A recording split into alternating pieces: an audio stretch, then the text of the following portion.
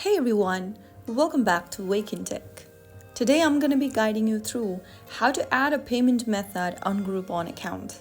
To add a payment method on Groupon, first of all, launch open your Groupon application on your device, or you may also go to Groupon.com on a web browser. Either way, log into your account, and once you are in the home page, tap on My Stuff at the bottom right. Inside My Stuff, scroll down and look for the Payment Methods button and tap on it. Click on Add New Card button and then enter your card's details. Go ahead and enter your billing address, zip code, the name of your city, state, and save the change first. Then you can add your card information, fill in the name on the card, card number, expiry date, security code, zip code, and finally tap on Add Card to complete the process.